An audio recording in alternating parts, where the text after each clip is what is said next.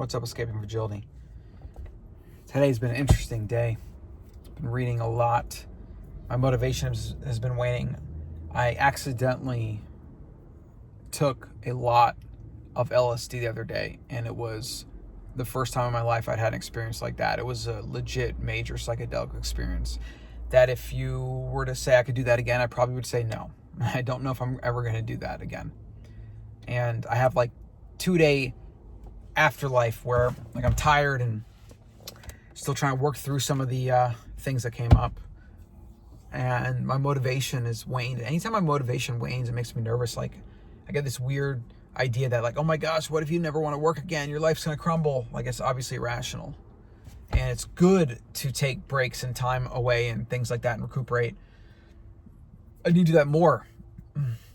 But today, for example, I was co-working, and I had plenty to do, as I always do, and I just like didn't feel like working. And I was reading, and there's a book by the author that wrote Direct Truth. Now, Direct Truth is an amazing book. I highly recommend everybody gets it. I can't pronounce his name. It's like, I'm not going to try. But the author of Direct Truth wrote 2 other books, and they're both good. They're a little out there in some ways, but something that stuck out to me today that I wanted to bring up was this idea that he talks about in one of these books, that there's no such thing as me, Colin. Like, I don't exist. It's just this illusion that my brain is manufactured so that when I look in the mirror, I record a video, I see myself. And he's kind of talking about how there is no self. There is no person with a name. And it's interesting because, like, I feel like it channels different parts of the brain and the intellect. And like, in one way I understand what he's saying, in another way, like, there is a me. I don't know. It's interesting. He does also talk in the book a lot about how the prison of the mind, and how all of us are basically prisoners of our mind. Like, our mind tells us to do things. It tells us we want things. It creates our suffering. It creates our happiness. It creates everything. When we live through our mind and in our mind, we are always taking in data about how to feel about the situation, about life, about what we're doing, where we're going, whatever. And because the conditioning of society and a lot of just the noise in culture in the modern world, a lot of the feelings that we bring into ourself, that we create, is suffering that is manufactured through our mind, because that mind has these weird ideas about what we should do or shouldn't do, or whether this mistake like is terrible and we should feel bad about ourselves, or whether we should be shamed or guilt or whatever. We're not making progress. It's all noise. It's all garbage. Like, I don't want to sit in a cave and be a monk. I like my work. I like what I do. I like exercise. I'm about to play racquetball. I enjoy spending time with friends and family. I like good food. I like all these things. I get it. There is a place in the middle, though, where you can find, I think, contentment and fulfillment, and you can live your truth. And that's a lot of what I think he's trying to get out in these books. I think they're definitely worth reading, maybe even a couple times. And, what you can take from them, you can take. But this idea that, like, myself is an illusion, my mind is a prison that I basically create for myself, I think that is the first step of awareness to figuring out how to do something about it. Because it is true. If you read Stoicism, which is the philosophy that is most resonated with me through all my readings and over the years, we have to focus on the things that we can control, and we have to accept that which we can't control. Now, we can't accept anything around us. We can only accept how we respond to the things around us, and how we respond to things that happen, and what we do with that information, right? So, like, yeah, obviously my dad died, I was upset. But beyond a point where just like normal physical grief is going to take its toll, right? It does. It needs to do what it needs to do, right?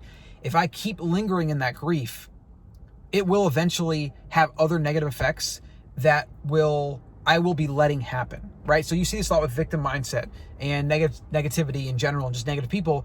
They always have something to be negative about. They always have something to complain about. They feel good doing it, though. It's this weird kind of masochism where they want to be the victim. They want to be pained or wronged or whatever, so that they have somebody they can blame. Blame and victimhood is probably the most prevalent toxic mindset in our culture today. People are kicking and screaming about how things should be, and the government should do this and this, more taxes than this, and then they just don't do anything and take responsibility for their life. Like, they just want, what, handouts? So, again, this all ties back into the idea of self. your mind and living your life through your mind that is constantly making labels and judgments and doing these things, that's constantly living in the past, the future, that is a brutal taskmaster. And for most of us, it is a slave driver. You can get better at controlling it though. Meditation can help. I find just general mindfulness and being in the moment helps a lot. And for me, the biggest thing I would say is probably writing about it and reading about it.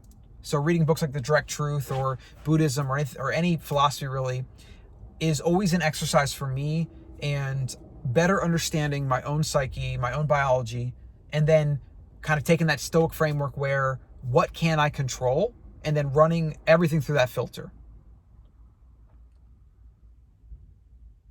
So everything in your life right now that causes you pain or that is something that is just not matching up with what you want, you have to take responsibility yourself to analyze how you're thinking about that situation. Is it serving you? Is it hurting you? Are these thoughts useful or are they destroying you? Not about whether it's right or wrong, not about whether it's fair. Like, honestly, there's no morality in nature. Like, talk about morality to the young gazelle fresh out of the mom's womb that is being eaten alive by the tiger. Like, are we going to throw the tiger in tiger jail? Like, that's nature. It's brutal. Nature is brutal. And humans have been able to take nature into our own hands to an extent, yes. And it has afforded the most insane amount of comforts and privilege you could possibly fathom.